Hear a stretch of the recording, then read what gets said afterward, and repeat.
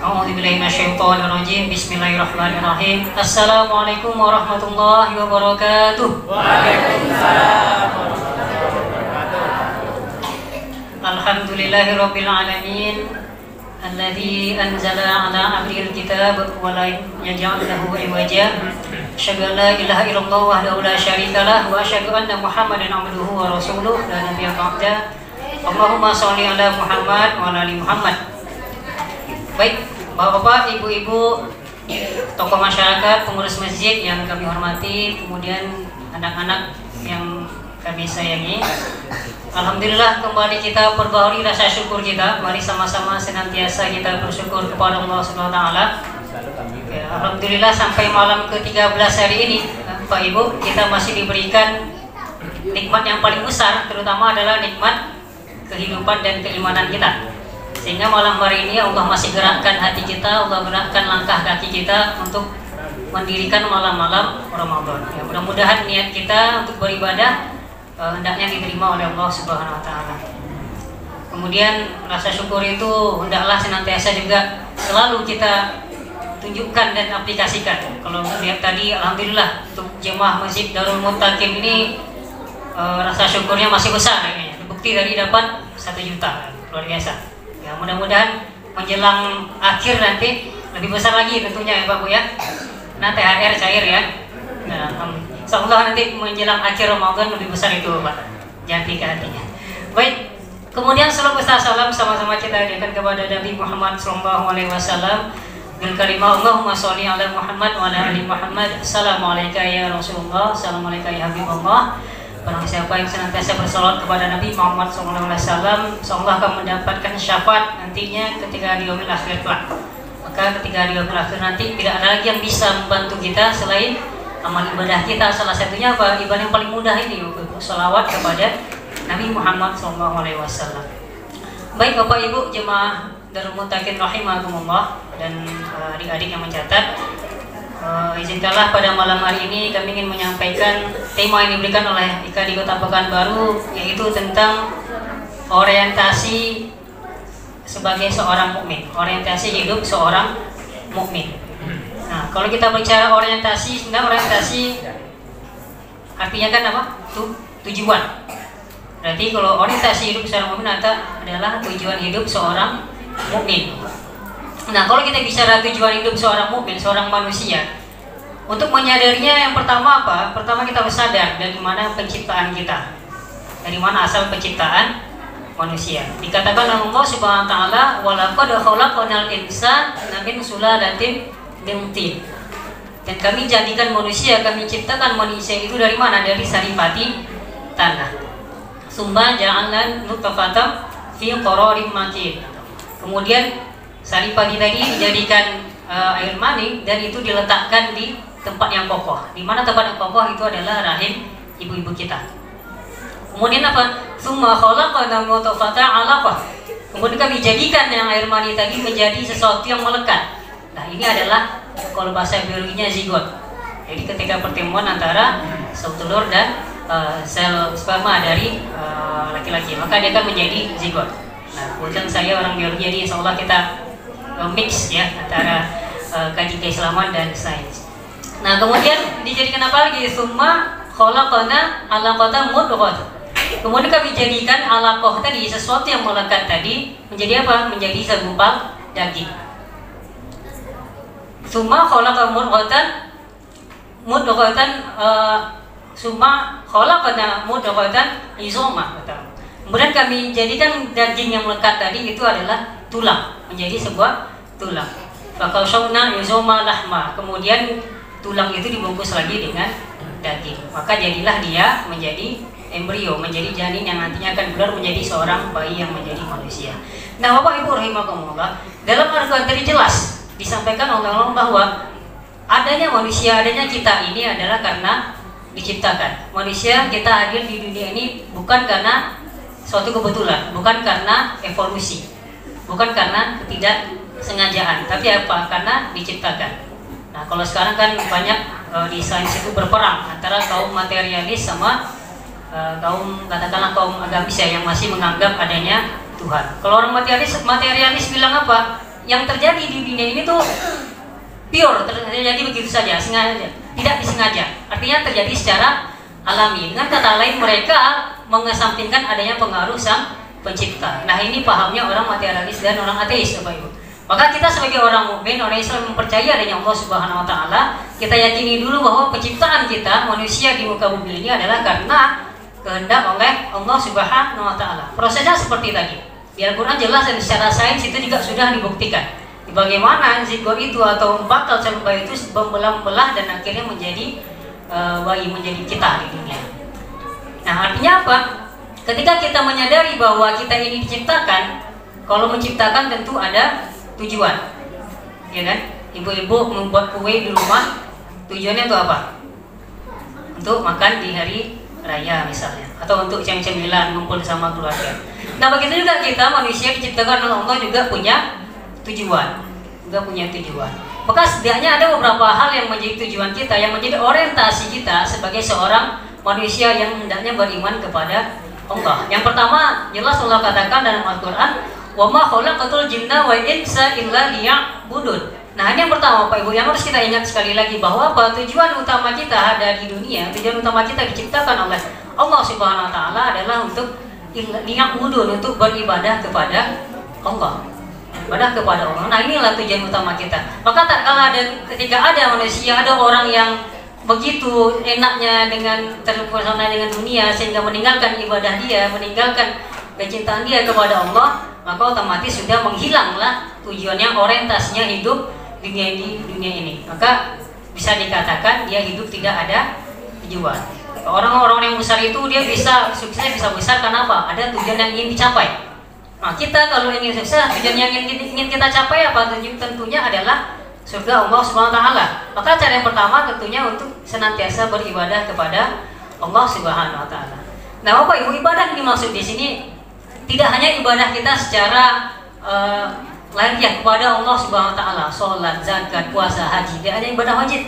Tapi ibadah dengan muamalah kita bergaul dengan tetangga, kita membantu orang lain, kita merawat lingkungan, itu juga merupakan ibadah kepada Allah Subhanahu wa taala. Nah, ibadah seperti apa yang Allah inginkan kepada kita? Wa ma umiru illa liya'budullaha mukhlishina lahuddin. Ibadah seperti apa? Ibadah yang mukhlis, ibadah yang ikhlas karena Allah dan lahuddin, karena agama. Jadi kita ingin beribadah ini kenapa? Karena kita membela agama kita sebagai perwujudan bahwa kita memiliki identitas sebagai seorang muslim, Bapak Ibu. Nah, maka itulah tujuan yang pertama kita hidup yang tidak boleh kita lupakan, tentunya karena kita dituntut untuk senantiasa beribadah kepada Allah Subhanahu wa taala. Maka di bulan Ramadan ini mari kita senantiasa tambah-tambah lagi ibadah kita, tidak hanya ibadah wajib tapi juga ibadah sunnah. Nah, tapi walaupun ibadah sunnah dikerjakan, ibadah wajib jangan pula kendor ya, Bapak Ibu. Ini kadang ada ketika tarawih itu ramai semangat datang ke masjid apa-apa. Jadi ketika siang sholat zuhur, sholat asar, sholat di rumah dia.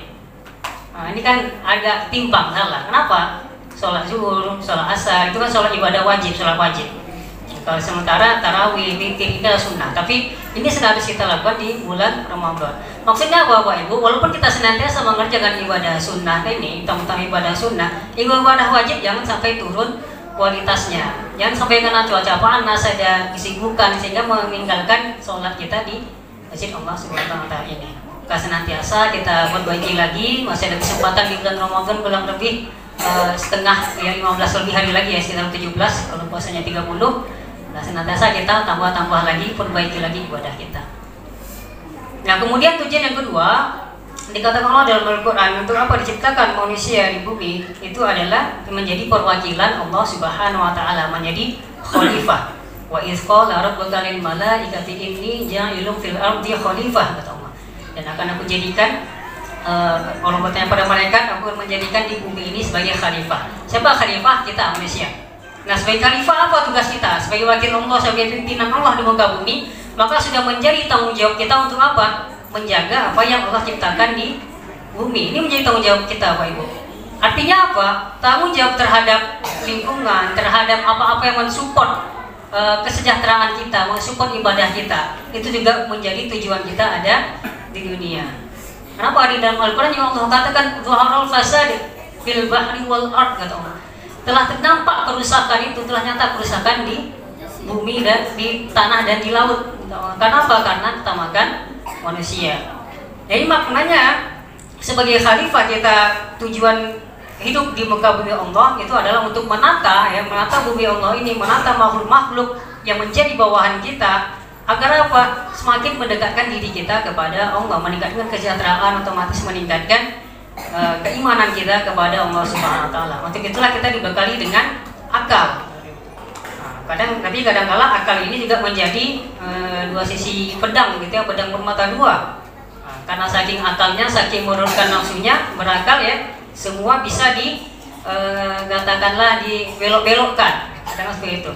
Sehingga apa? Ada pembenaran merusak ini, ada pembenaran melakukan ini, ada pembenaran melakukan sesuatu yang jelas-jelas salah. Karena di permainan akal manusia terlalu pandai menggunakan akal-akalnya. Nah, jadi penggunaan akal yang bagus itu seperti apa? Ketika kita menggunakan akal kita senantiasa untuk mengingat Allah SWT.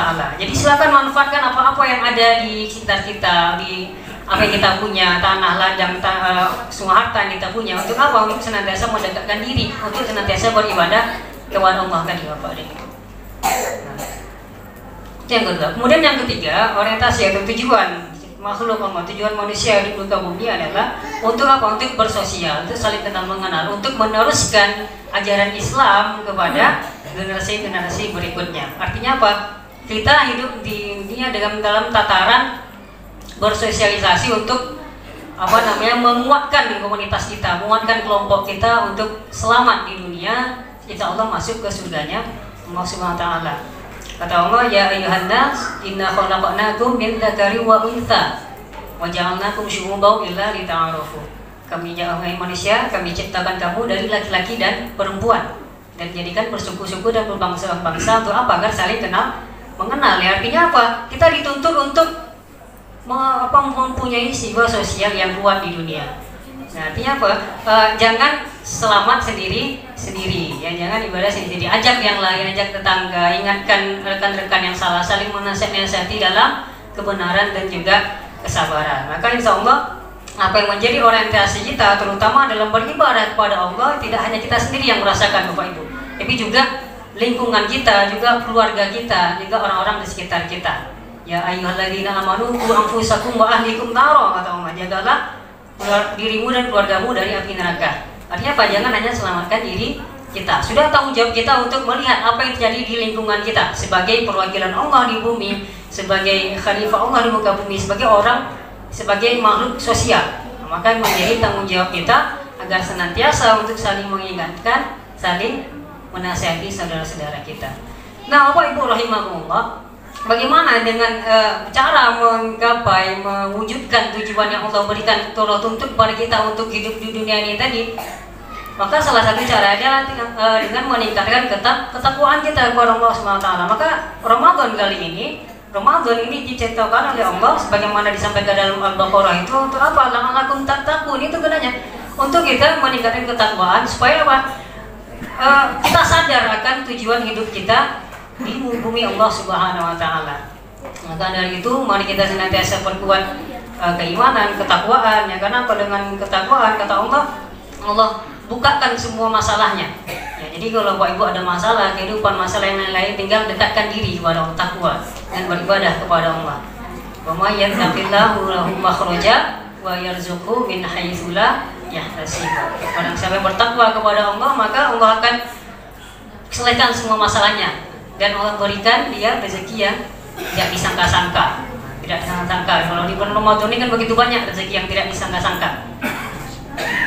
Diam-diam di rumah, sore nunggu buka, tiba-tiba ada yang ngetok antar bukaan, ada yang antar makanan. Nah, itu sudah rezeki ya Pak Ibu yang tidak disangka-sangka tadi. Itu baru dalam skala yang kecil. Nah, kalau dalam skala besar bagaimana? Ya bisa jadi ada tiba-tiba dengan saking takwanya kita kepada Allah Subhanahu wa taala, di tempat kerja dan naik jabatan, dapat rezeki yang pokoknya dari arah yang tidak disangka-sangka.